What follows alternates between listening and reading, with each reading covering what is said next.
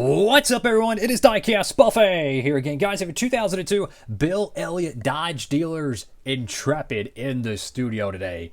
One of the most iconic paint schemes of the 2000s. Let's check out Bill Elliott's primary.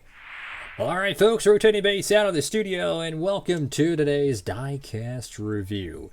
What an awesome looking paint scheme. You know, one of the most simple designs in NASCAR history, yet it is still just so freaking iconic.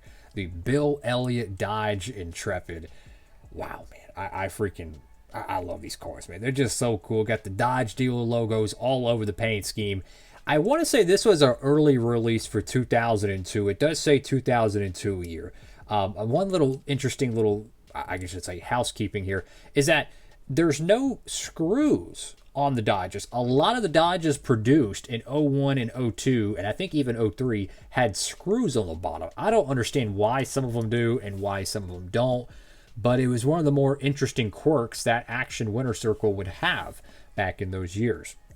Go to the hood of the diecast here. You have your friendly Dodge dealers on the hood. I don't know if that's something that was temporary or that was on the car the entire 2002 season. As I mentioned, I think this was our early release. Got the hood of the car right there. A little bit of some scrapage on there. And one little cool thing about the dashboards on these 01 to 03 Dodge Intrepids is obviously you had the black dashboard, but there's this centerpiece that was really not common on a lot of 1/64 scale diecasts. And in fact, I'll show a 2003 Bill Elliott. Now this is on the 2004 mold, but notice there's no center beam there, but there is one molded into the plastic, a little bit of a line. So back in 01 to 03, they actually put a physical piece that was not attached to the cockpit of the car. The way this is designed is it actually is stuck inside the dashboard, and then it's glued to the top of the car. So it's completely separate than like where the plastic is for the window net and the the seat. It's really fascinating how they did the construction of the Dodge Intrepid for 01 to 03. Go to the front of the diecast here. Got the Dodge RT. Yeah, that beautiful front end of these Gen 4s, man. I mean, just so freaking iconic. Everham, got the number 9 right there. Moog, Clevite, Simpson, Edelbrock, Plastilock. Got Union 76 and Wix air filters. The left side of the diecast, you have the Dodge logo. I mean, there was a lot of really simple paint schemes in the 2000s, but there was also a ton of really, like, detailed paint schemes. And I'll show one real quick. I mean, look at that. Silver Jeff Gordon. Wow. That car is cool. But sometimes you don't have to have all that flash. You don't have to have all the glitz and the glamour. Sometimes just a red car on the racetrack and running it every single week is just good enough. And it's literally, every time I see this car, I'm like nostalgia. It's just one of the most nostalgic paint schemes, I think, in motorsports. And it has one of the best fonts as well. That those Everham fonts were just so freaking cool. Got the number 9 right there. UAW, your friendly Dodge dealers. Got Mopar there. Bill Elliott. I think it's Everham, Valvoline, then Dodge. You have NASCAR Cup Series. Let me zoom in a little bit better here, fellas. Bear with me. You have Gatorade, 3M, Holly. You got True Value, Ray Bestos, Goodyear, Comp, Bowman, Jessel, EA Sports. I have no idea what that bottom left decal is. Mac Tools, something. Mechanics Wear, and Spicer. A little bit of some race wear there, I guess. It's used diecast, so it happens. Got Goodyear. Go to the back panel of the diecast. You have your friendly Dodge dealers. You can see already a lot of scrapages there as well. It really does look like a raced version, to be honest with you. I mean, it just really does. Even that door panel on the right side. Now, one thing I do notice is that the spoiler is not completely painted. You can see where the little pop rivets are at the bottom, where the brackets. Usually that should be painted all the way. Let me show the 2004 edition. This is how it should look, something like that. I don't know why. Maybe that's a factory error, or maybe the whole production run of this car was made that way.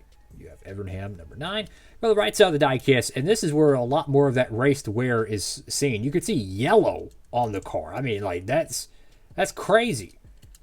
I think that's paint. So it did see a little bit of Duralast Cup Series racing, I think. Some of the cars I have in my collection, they didn't really see much racing, on the little push tracks or whatever, the Hot Wheels XV racer tracks.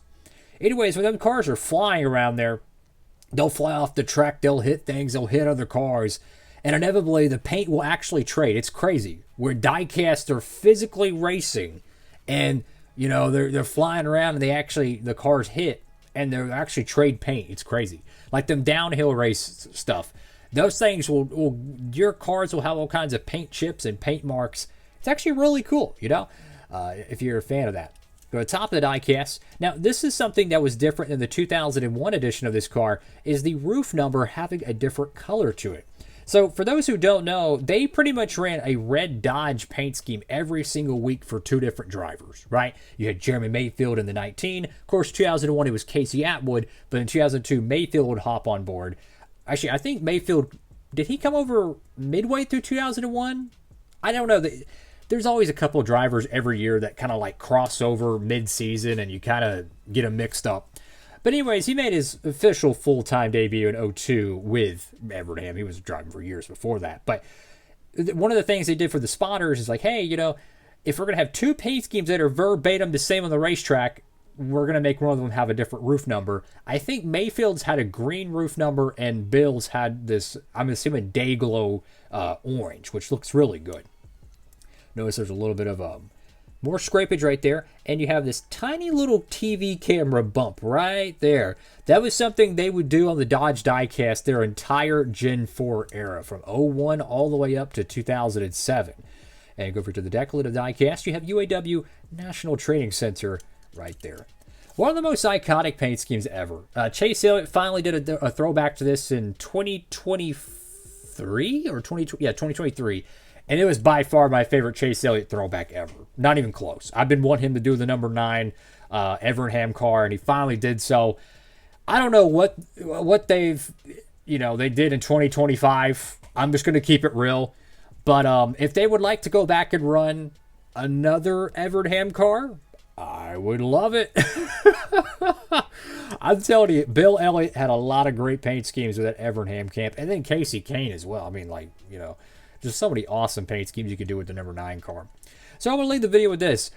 Bill Elliott in 2002 had a great year. I mean, he won the Brickyard 400. This is back when the Brickyard 400 was like bigger than the Indy 500, just about. I mean, it's crazy. I know nowadays it's like, it's bananas, but that's a reality. They outsold the Indy 500 for many of the years during the first decade of the Brickyard.